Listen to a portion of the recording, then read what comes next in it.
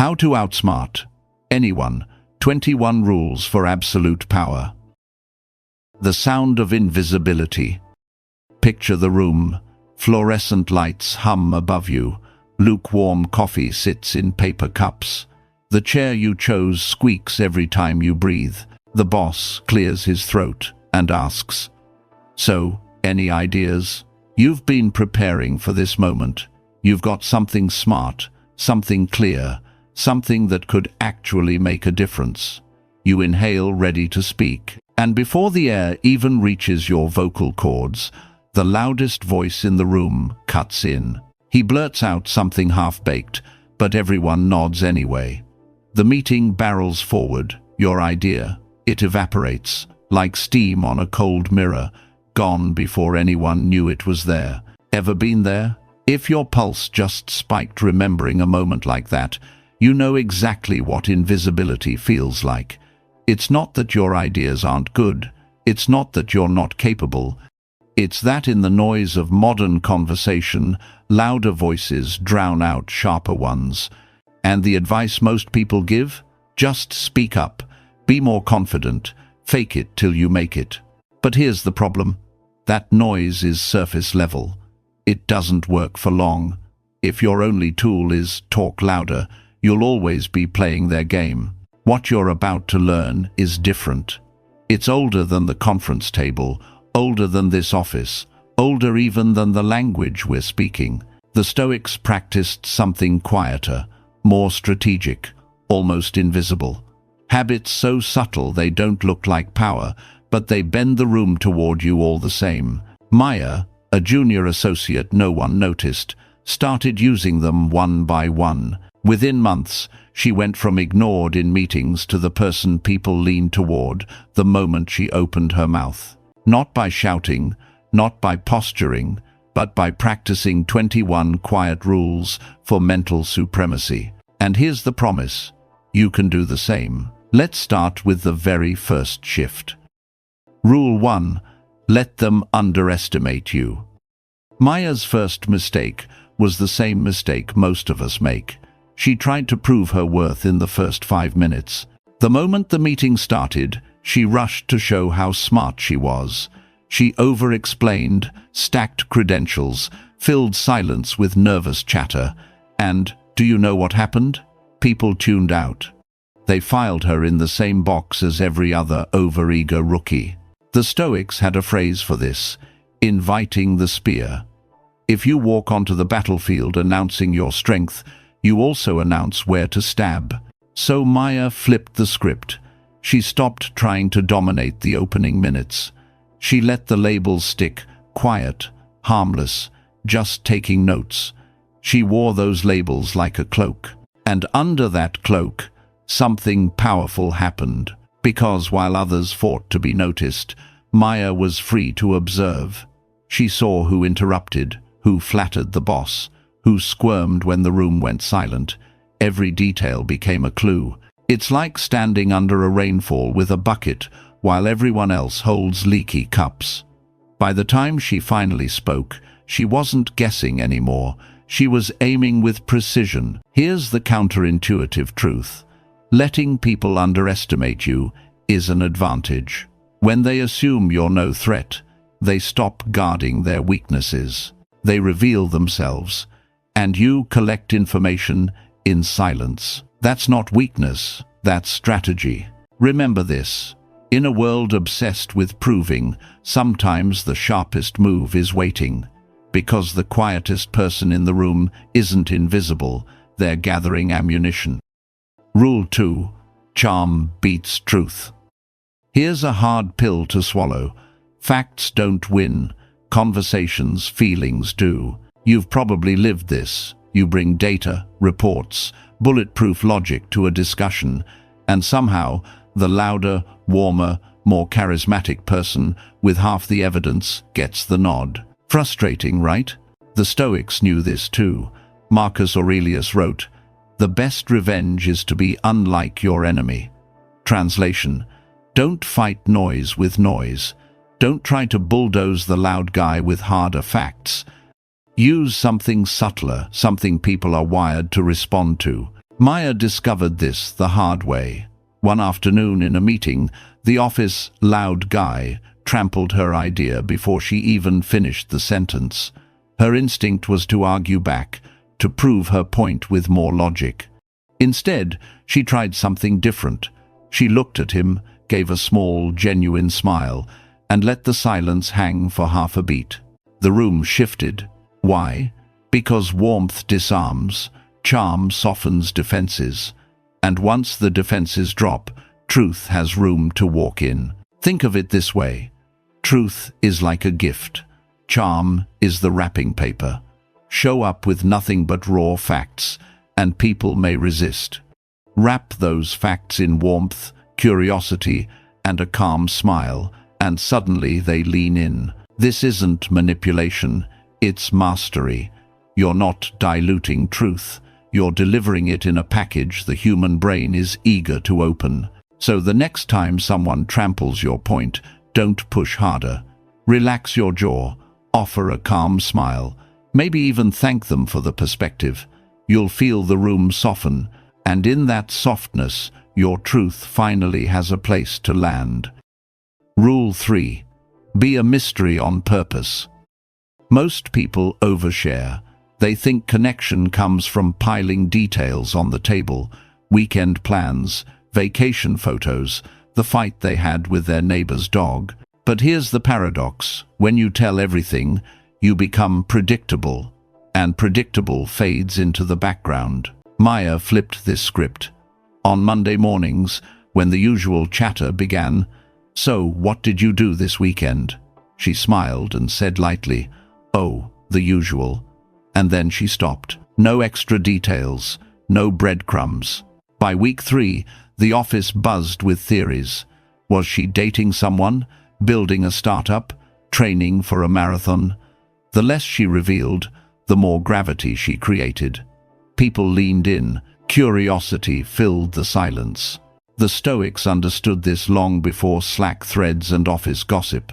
They taught that reputation is shaped not by what you declare, but by what you withhold. Epictetus reminded his students, if you wish to be written about, be worth writing about. Mystery isn't deception. It's discipline. It's the decision to let others wonder instead of spoon-feeding them every answer. Think about the movies you love most. It's not the ones that explain every detail in the first 5 minutes. It's the ones that leave you guessing, leaning forward, wanting more. You can be that person in a room, so practice it. The next time someone asks a casual question, resist the urge to empty the whole drawer. Offer just enough, then let silence do the rest. Because curiosity is gravity, and gravity pulls people toward you without a single extra word. Rule 4. Show results. Hide the process. Most people overshare the grind. They want you to know about the sleepless nights, the 20 drafts, the printer jam at 2 a.m. They think piling on effort earns respect. But here's the truth. Effort earns sympathy. Results earn authority. Maya learned this during her first big project. She'd been buried in spreadsheets, late-night emails, and caffeine-fueled revisions for weeks. Her instinct was to open the presentation by explaining how hard she'd worked, but she stopped herself. Instead, she walked into the meeting with a clean, polished deck. Every chart clear, every insight crisp, not a single war story about the process. The effect? Magic. Her boss didn't see exhaustion, he saw excellence. The team didn't pity her, they respected her. The Stoics lived by this principle too. They believed virtue should be shown through action, not proclaimed in speeches. Marcus Aurelius never bragged about the discipline it took to write meditations in candlelight during wartime. He just left us the book. Think of it like a magician's reveal. The audience doesn't care how many hours he spent practicing in front of a mirror. They care about the rabbit appearing from the hat, the diamond, not the quarry. So remember this, when you deliver, strip away the sweat stains. Present the gem. Let people see the shine, not the struggle. because results speak louder than process, and the less you explain, the more powerful you appear. Rule 5. Perfect isn't memorable. Flaws are. Perfection is sterile, smooth, polished, flawless, and forgettable. Maya once spent days perfecting a slide deck. Fonts aligned, margins exact, color palette flawless. She presented it, expecting admiration. People nodded politely, closed their laptops, and moved on. Not one person mentioned it again. Weeks later, she gave another presentation. This time, slide 7 had a tiny typo, a single letter out of place, and half the room lunged to help her catch it. Suddenly, everyone was leaning in. Here's the paradox. Perfection doesn't create connection, imperfection does. The Stoics knew this too. They never pretended to be untouchable gods. Marcus Aurelius openly wrote about his flaws, his fatigue, his frustrations. That's why meditation still resonates 2,000 years later. His cracks made the wisdom shine brighter. Think of your favorite song. Chances are, it's not flawless. Maybe the singer's voice cracks on a high note. Maybe the guitar buzzes. But that flaw is what makes it human, what makes it stick in your memory. Maya's typo didn't ruin her authority. It made her relatable. Critics turned into collaborators. Suddenly, the room wasn't just listening, they were participating. So stop fearing the tiny cracks. The tiny cracks are where the light gets in. Perfect is admired for a moment. Flaws are remembered for a lifetime. Rule 6. Speak less than you want to. Most of us make the same mistake. We think talking more proves our value. We pile on words, explanations, justifications, until our sentences drown our own point. But here's the truth. Silence has weight. Maya started practicing this rule in meetings. Instead of rushing to fill every pause, she asked herself, is this worth the oxygen? One conscious inhale, one quiet exhale. If the answer was no, she stayed silent. And something surprising happened. 9 times out of 10, the silence she left behind was unbearable, not for her, but for everyone else. Co-workers jumped in to fill the gap, often revealing concessions, doubts, or even entire solutions. The Stoics understood this deeply. Epictetus reminded his students, "We have 2 ears and 1 mouth, so that we may listen twice as much as we speak. Fewer words, more impact." Think of it like currency. The rarer your words, the higher their value. When you finally do speak, people lean in. They know you don't waste air. Try this. In your next conversation, cut your response by half. Leave the silence hanging. You'll notice people start leaning toward you, waiting for more. You didn't raise your voice, you raised your value. Remember, it's not the chatter that wins respect. It's the restraint. Speak less than you want to, and your words will echo longer than the loudest voice in the room. Rule 7. Blur friend and rival. Most people make the same rookie mistake. They sort everyone into neat little boxes. This one's my ally. That one's my enemy. But here's the problem: labels lock you in.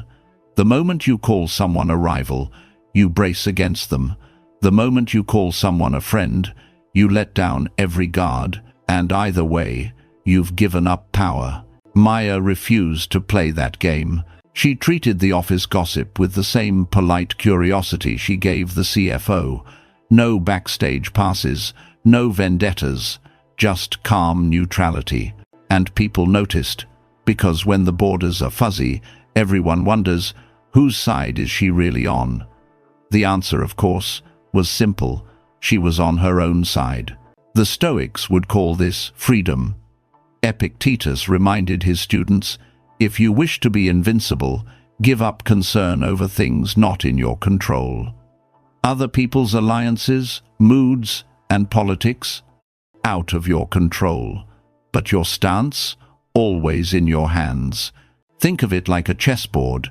If you only see black and white pieces, you miss the subtler moves. Maya played in the grey. By refusing to lock people into friend or foe, she stayed fluid, unreadable, unpinned. Here's the twist. When no one can quite place you, they tread more carefully. Allies don't take you for granted. Rivals don't know where to strike. And in that uncertainty, your position strengthens. So blur the lines. Don't rush to label. Treat everyone with equal calm curiosity. Let them wonder, because the less they know about where you stand, the stronger your footing becomes. Rule 8. Make them comfortable before you move. Influence doesn't begin when you make your ask, it begins long before. Most people wait until they need something to start building rapport. They pitch hard, rush the connection, and wonder why the walls never come down. Maya learned the Stoic way. Patience first, pressure later. Before she proposed a risky budget shift, she didn't storm into the CFO's office with numbers. She spent 2 weeks in casual conversations, asking about his kids' soccer tournaments, his favorite travel spots, even which coffee shop he liked best.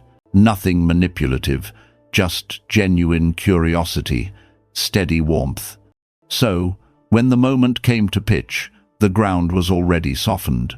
The CFO wasn't bracing against a surprise attack. He was leaning towards someone he felt comfortable around. The Stoics valued this too. Marcus Aurelius wrote, "Kindness is invincible, if it be sincere." He wasn't talking about people-pleasing. He was pointing to the disarming effect of genuine goodwill. Think of it like chess. You don't move your queen first, you develop the board, create space, prepare the position. Then, when you strike, the move feels natural, even inevitable. So practice this. Before making any big request, whether it's asking your boss for resources, your team for overtime, or your partner for a difficult compromise, invest first in comfort. A smile, a remembered detail, a question that shows you care, because comfort is currency, and if you spend it wisely, your moves land softer, faster, and with far less resistance. Rule 9.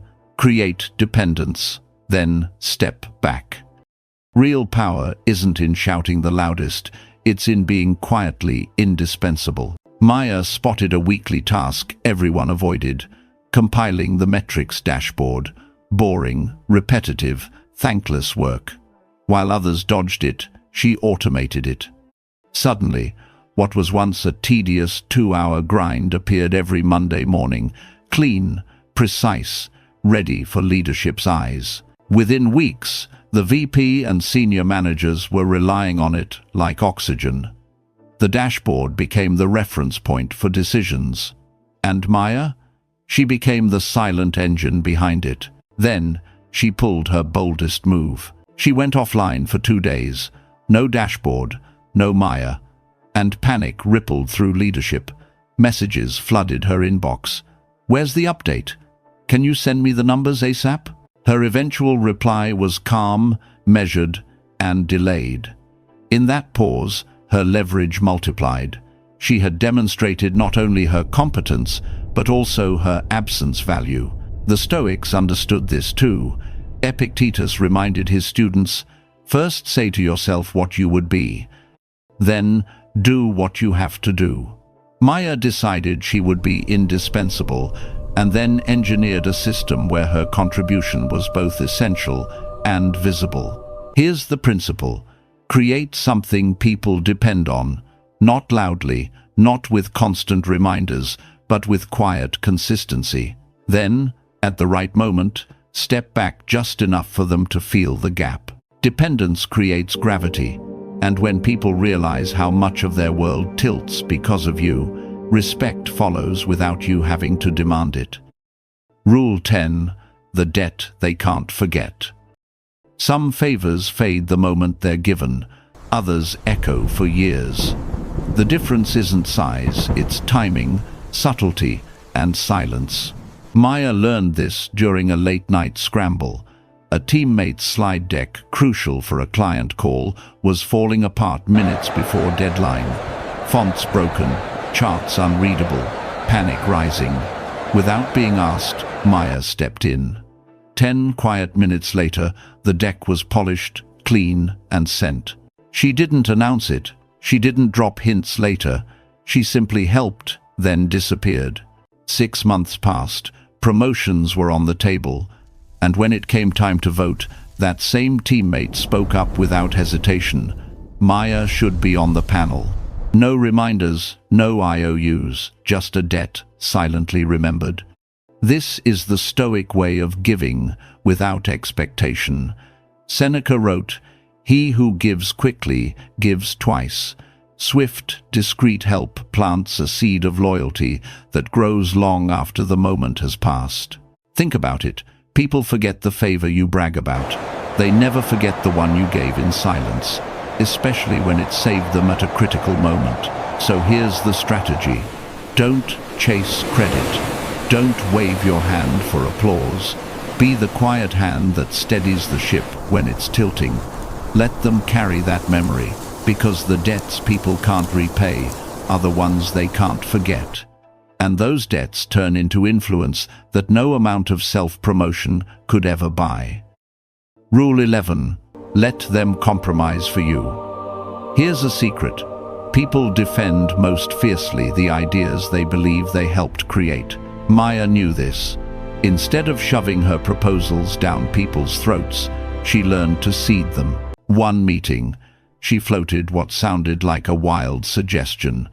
"We could always sunset the legacy product, but that's probably too extreme." Then she let it go. No push, no campaign, just a pebble dropped in water.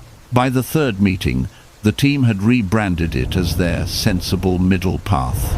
They argued for it, polished it, and by the time it reached leadership, it wasn't Maya's radical idea anymore. It was their solution.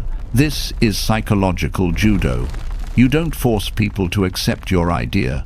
You let them bend it, reshape it, and carry it across the finish line as if it were theirs all along. And the beauty? Once they put their fingerprints on it, they'll fight to protect it. The Stoics practiced this too. Marcus Aurelius often wrote about guiding others by example rather than decree. He knew persuasion works best when people walk into the conclusion themselves. So here's your move. Don't beg for buy-in. Plant seeds, suggest possibilities, step back, let others water the idea until they believe it's theirs. Because the compromise they make for you is the fortress they'll defend for themselves. Rule 12. Break groups from the inside. Every workplace has cliques. The after-hours crew, the "we've always done it this way" gang, the inner circle whispering in corners. Most rookies make the mistake of charging straight at these groups, arguing with them, exposing their flaws, trying to outmuscle their unity, and every time they lose. Because attacking a wall head-on just bruises your own hands. Maya took a different path. She didn't confront cliques, she cracked them. In one meeting, when the legacy product group was digging in, she didn't argue. She simply asked one unsettling question. Has anyone double-checked whether the competitor's patent really expires next year? Silence. Then side eyes. Then Slack messages buzzing all afternoon. By the next morning, half the clique was questioning the plan they'd been defending like gospel. That's the Stoic way. Destabilize with precision, not volume. One sharp question aimed at the foundation of certainty can split a group faster than a dozen counter-arguments. Marcus Aurelius wrote, "The opinion of 10 men is of no value if none of them knows anything about the subject. A single doubt, well placed, makes the herd scatter. So remember this. Don't storm the gates of a clique. Plant one seed of uncertainty inside the walls. Let their own weight do the collapsing. Because when a group fractures from the inside, you don't have to win the battle, they fight it for you." Rule 13. Reflect their doubts back at them. Doubt is contagious. One person whispers it, and suddenly the whole room starts coughing on the same uncertainty. Most people either argue against it or join in. Both moves give the doubt more oxygen. Maya did something different. When a peer muttered, "I think leadership is stalling on promotions," Maya didn't leap to agree or disagree. She simply said, "Sounds like you're worried your work isn't visible enough. Did I get that right?" And just like that, the energy shifted. By reflecting the doubt back, she held up a mirror instead of a megaphone. The complainer had to pause and own their feelings. Instead of spreading the virus, Maya contained it. This is classic Stoic judo. Don't fight emotion with emotion. Name it, frame it, hand it back. Epictetus taught his students, when someone provokes you, remember it is your own opinion which provokes you. Maya used that same insight in real time. Here's the power of this move. When people hear their own words echoed calmly, they either clarify, soften, or backtrack. They can't keep throwing sparks when you've already shown them the fire. So the next time someone tries to seed doubt or negativity, don't add fuel. Reflect it back. Let them see it. Most storms lose their force the moment you hold up a mirror. Rule 14. Keep your hands clean. 0. 5. In every organization, dirty work exists.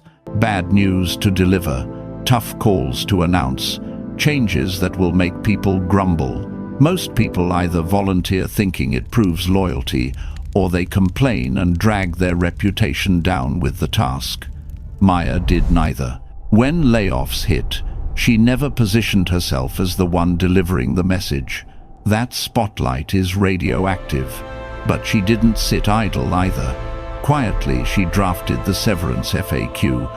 She built a simple slide to help HR explain benefits clearly. She shaped the outcome without wearing the stain. The Stoics valued this kind of discipline. Marcus Aurelius reminded himself daily, do what is necessary without being harmed and without harming others. Maya lived this in the modern world. She made sure things ran smoothly, but never put herself in the direct line of resentment. When the dust settled, outcomes bore her fingerprints, but her reputation stayed spotless. This is the art of keeping your hands clean.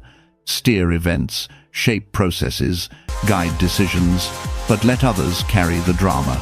You win twice, results achieved, respect intact. So remember, power is not in being the face of every announcement. Power is in designing the moves behind the curtain while walking out with clean hands. Rule 15. Listen until they spill everything. Silence is unbearable to the human brain. Most people will do almost anything to fill it. Maya learned this in one-on-ones with her manager. Instead of rushing to reply the second he stopped talking, she counted silently to 5. And without fail, on second 3, he'd add more. On second 4, he'd reveal the hesitation behind his words. By second 5, he often spilled the real reason behind a decision, all because Maya gave the silence room to breathe. The Stoics practiced this too. They prized restraint in speech, knowing that listening often reveals more than interrogation. Epictetus trained his students to observe not just words, but pauses, tone, and hesitation, because truth often hides between the lines. Think about it.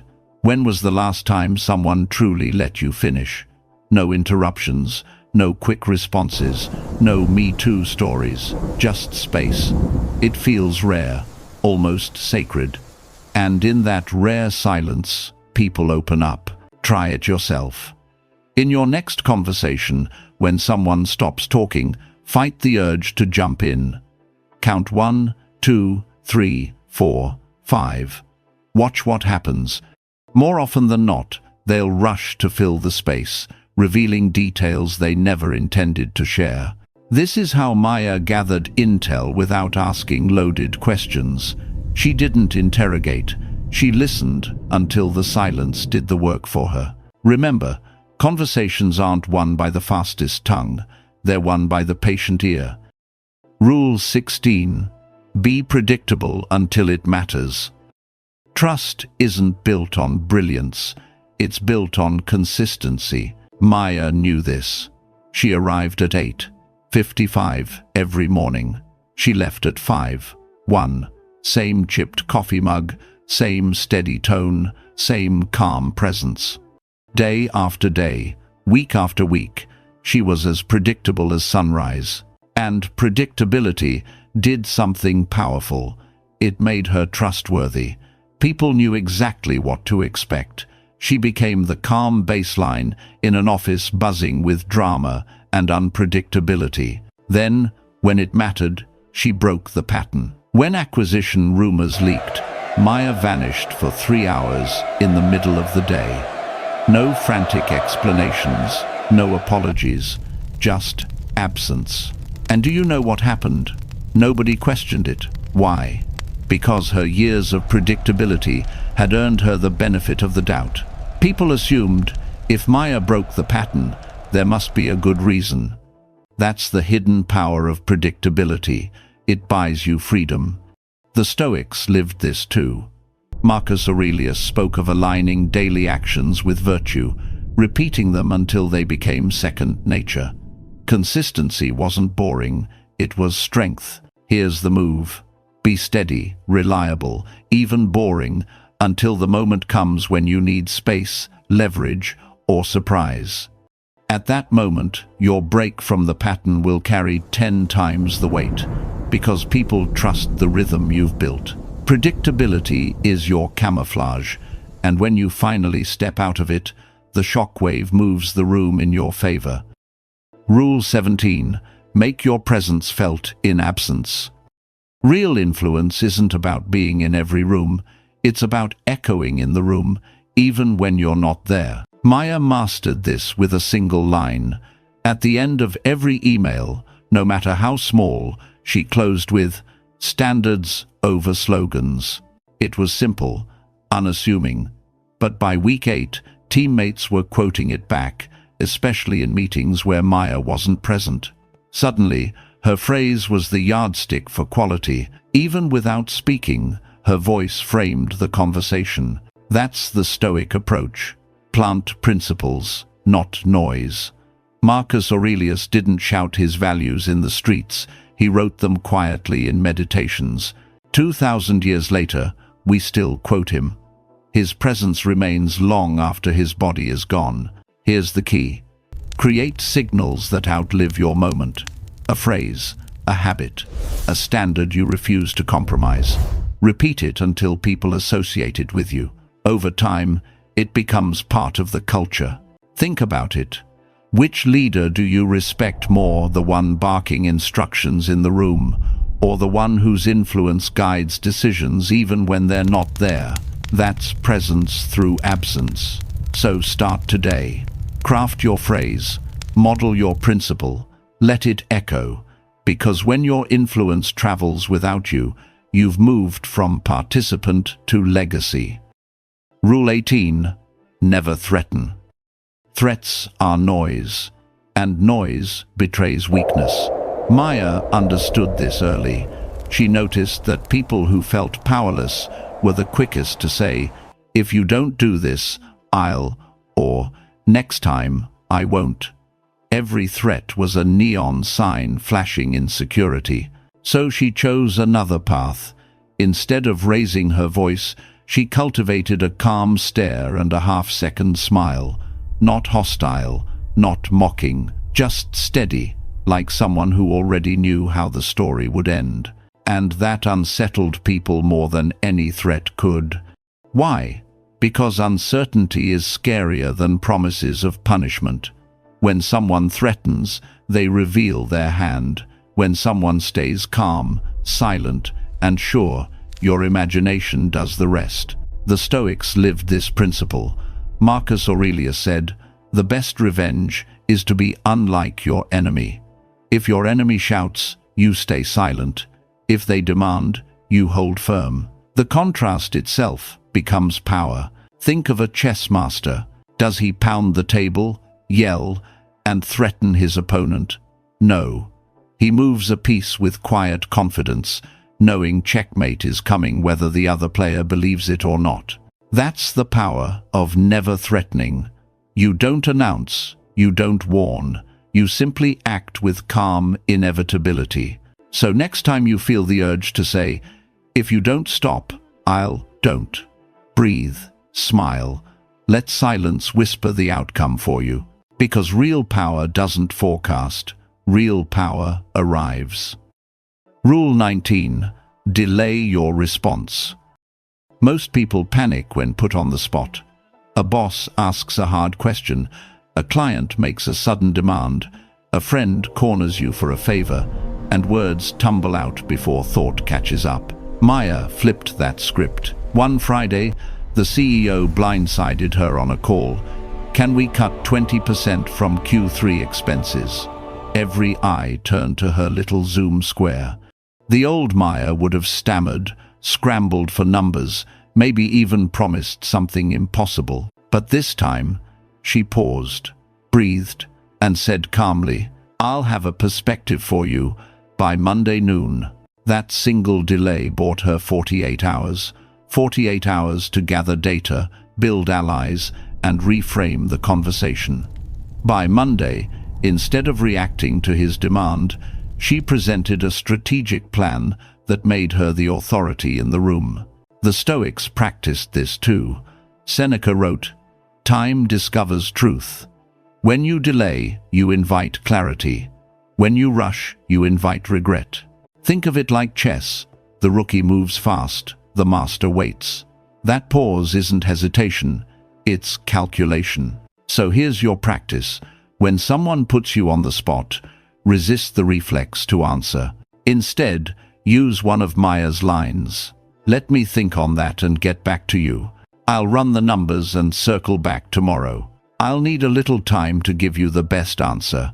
Delay doesn't make you weak, it makes you wise, because the person who controls the tempo controls the game. Rule 20.